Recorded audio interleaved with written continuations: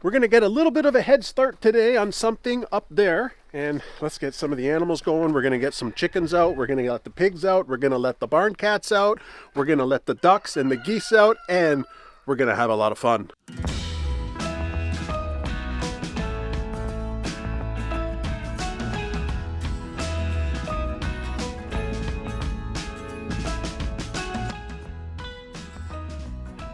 Look at his tail flowing back and forth. There's my two boys flipping and rolling around in the dirt. There's my three boys flipping and rolling around in the dirt. Look at them. You ready to come out, buddy? Come on, bud, get some fresh air. You don't want fresh air?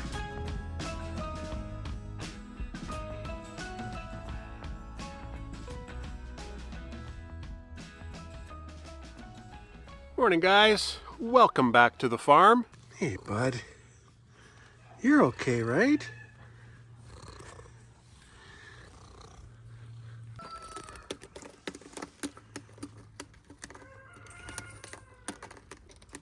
Cats always love this little wood pile. Hey, Chunk, you okay, bud?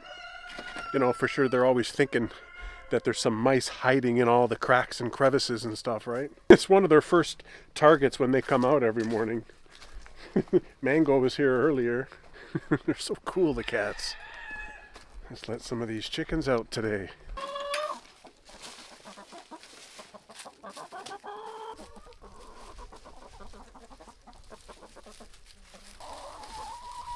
You know, I think maybe because Big Red is in the center area, I can probably let Michael Jackson and his crew out. See, if I let Michael Jackson, that white and black rooster, if I let him out at the same time that Big Red is out with his hens, they fight. Now, I know some roosters may not fight, but ours do, and that's probably because they've been separated for so long now. If it's like 5 minutes that I let them out, they're already fighting. Same with Elvis Presley. So I don't really want that. I want to try to control that somewhat. I don't know if in the future I'll actually segregate the yard out here. It might be a little bit difficult to do, but if I had like a fence here and a fence over there and a fence over there, then I can let all four breeds out at the same time. It's not like they have a bad life. They're living in this Chateau du Poulet chicken house. But, you know, it's nice that they can come outside and scratch and hopefully mix up my compost pile for me.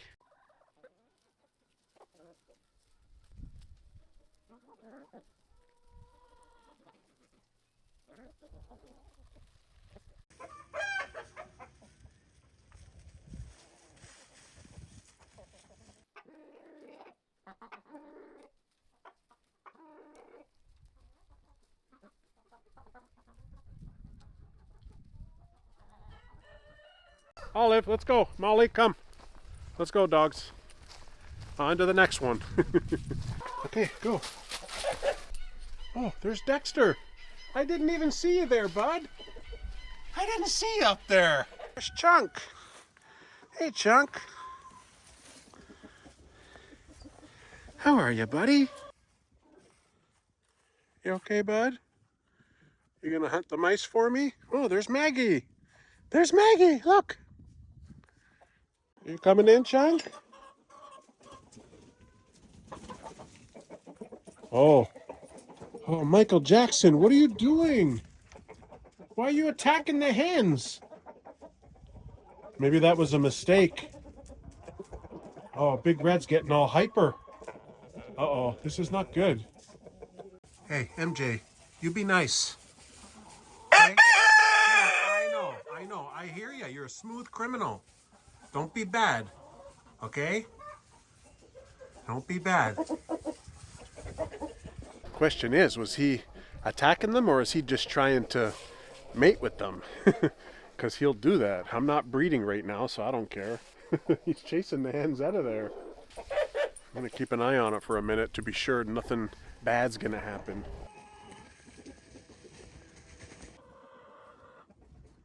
Two dogs are walking the perimeter. I asked them to make sure they protect the cats. I don't know if they understood, but they're walking around the perimeter. They're not livestock guardian dogs. You know, they're old English sheepdogs, so traditionally they're a herding dog. But they do have protective instincts. If they hear any little sound on the farm, they bark like crazy. If there's a car coming up to the farm, they chase them down and block the car, you know? Hey, Mango. You okay, bud? There's still a slight wind, you know?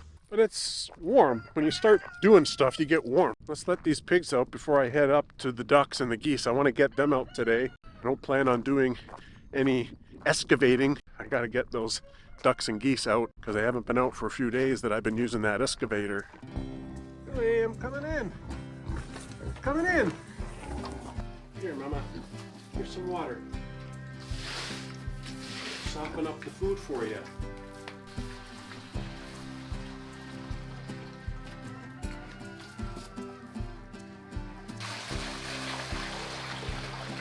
Hi, pigs.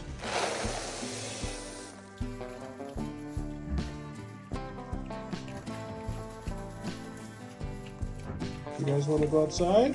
Or you want to eat your breakfast first? No, you want to go outside, eh? Uh-oh, you're hungry. Maggie, you're gonna hunt the rat for me?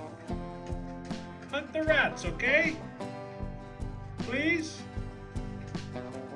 Bobby, how you doing, buddy? You okay, Bobby? Hi, pigs. Hi, pigs.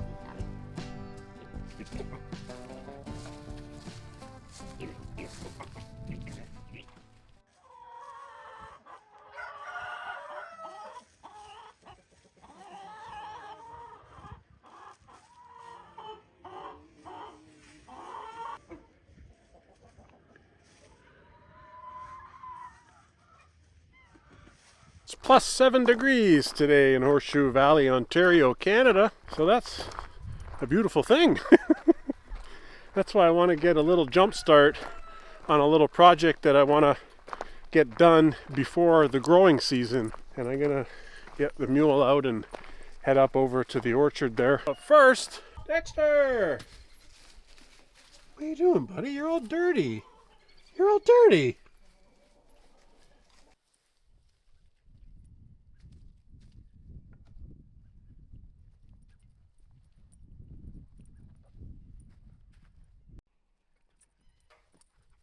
You see this little athlete?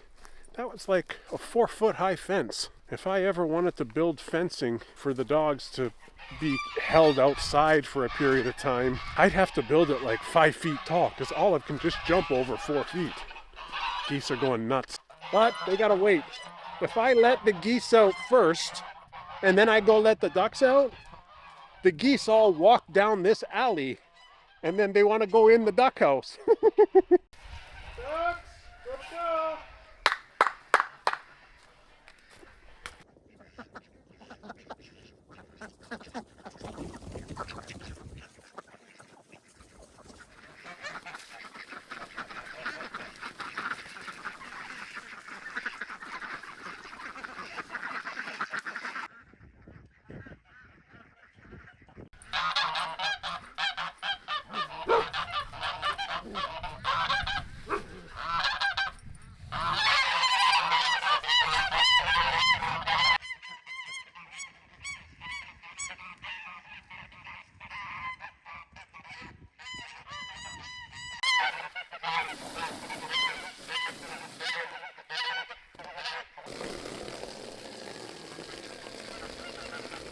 Wouldn't it be cool if I got a little duck pond? I don't even have to fill up water or get the hose out or nothing. Look, they're all foraging for bugs right away, so that's good. There's Fozzie, just taking a break. His whole day is a break. Now that the geese are out of their caboose, it's probably a good time to get those eggs. I know that they've been laying a lot of eggs, but as you can see, they're not even sitting on them. So what good is it if you're not going to sit on them, you know? Oh man, that's a lot of eggs. Most of these are probably not going to be any good because they were sitting here in the very cold weather. Okay, now that I've cleared up all the eggs, the big basket of goose eggs but they're not going to be any good because they're not sitting on them and they're not keeping them warm. So there's no way that they're going to hatch their own goslings. But I'm going to candle them at home to see how they're looking. And I don't think I'll put these in the incubator. I'll probably just start collecting the eggs every day at this point until I get a bunch, and then get them in the incubator, and we'll see how I do.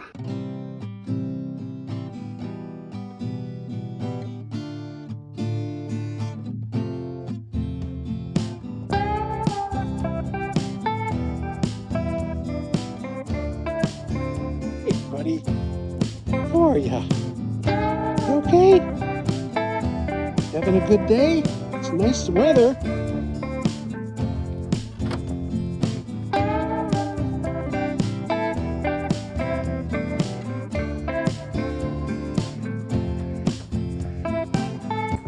What are you guys doing? I see you, Maggie. Okay, let's get some food. This guy's got a little bit left. He doesn't need a lot. And these guys need a big scoop.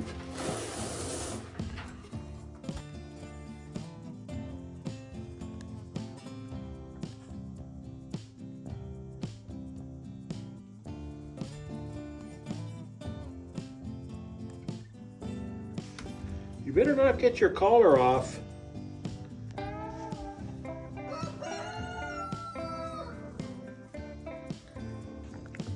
Hey Molly, thank you for watching the cats, eh? Thanks, you're doing a great job.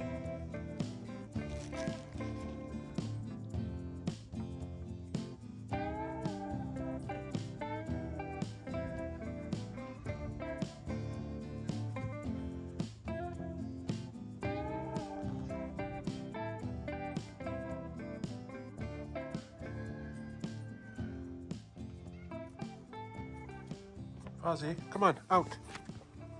I'm gonna close up the door now. Come on, out. Mango, I don't see you hunting, buddy. You gotta earn your keep, you know. I'm counting on you. What I'll do is just leave the door open. That's what I normally do. It gives some nice fresh air inside the bunny barn, and the cats can come and go as they please because the rabbits can't get out. I can't do that with the Chateau du Palais chicken house. And I can't do that with the barn because Billy, the mini pig, is in the barn. She'll just escape. And Big Red is in the middle of the chicken house, so he'll just escape. So I got to keep the doors closed for now. He's coming in.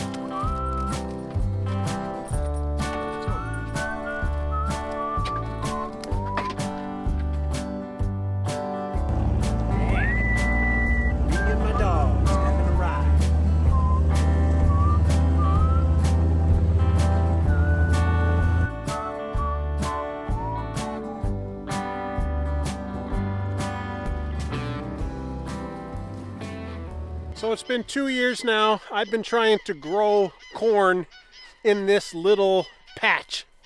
2 years. Last year we got 3 or 4 corns that grew about half height. Now I don't know what the deal was. A lot of people suggested it was because there's too much grass and weeds sucking all the water and stuff like that. And the corn just can't grow like that. The roots are very shallow of a corn stalk, so it needs a lot to itself. So last year I laid out these 2 rows of geotextile. Sometimes it's known as landscape fabric, and I just put it down temporary quickly in the fall there. So I don't have it mounted properly. I just have a bunch of rocks and stones and such to hold it down from the wind. So I'm going to fix that up today. I'm going to get 1 more row in, so that's another 6 feet. And then once the spring comes and it's warm enough for us, we're in zone 5B here in mid-Ontario, and basically that means that our planting season, the time that the earth is warm enough for us to sow in the earth, is approximately late May. Look at Dexter. He's all the way up the top of that pole. He's so cool. He's watching over the farm. Usually the May 2-4 weekend, you know, that happens and then people all hit the garden centers all over the place trying to get their flowers and their veggies, and they want to plant it at that point. If you plant it earlier than that, there's a chance of frost, so you don't want that. So I have the roll of geotextile here. This is like a poly tarp, you know, it's called polypropylene, and it's woven, and it lasts a good number of years. I've started using this 2 years ago now in the garden, and it's still intact. It hasn't shredded or worn out. And I got these also off Amazon. These are a plastic, very cheapy, you know, like sometimes the heads break off, but I like them because they're 6 inches long, and they got this fat head on it, so that you pile that in, and it really holds down the fabric so the wind doesn't rip a hole through it. How are you gonna get down now, bud? You gotta go backwards. Don't do it like that. You gotta go backwards. What are you doing? The thing is, my darling really likes corn, and I like corn too. But man, 2 years gone by and I have not been successful in growing corn, so I want this to be the year. I'm gonna poke holes in this fabric and plant a seed and let the seed grow through the hole, just like I've seen other gardeners do around the world. That's it. You're doing it right now. Atta boy. You got to do it backwards. Dexter! Hey, buddy. How are ya? And you have to understand, when you have a busy life, like when you work and you're running a farm at the same time and a business, and you're trying your best to keep up with a YouTube channel, it's something, you know. You have to basically find ways of lessening the amount of chores that you have to do, and this landscape fabric is one of those ways, because you shouldn't have to do any weeding or lawn cutting using this fabric, and that's the goal here. Now this geotextile is supposed to help kill the weeds and the grass underneath, because it doesn't technically allow sunlight, and it still allows water through, but it heats up the earth underneath it. It definitely doesn't work in the same manner as a silage tarp, but silage tarps are hard to get and are ridiculously expensive compared with this geotextile. Whoa.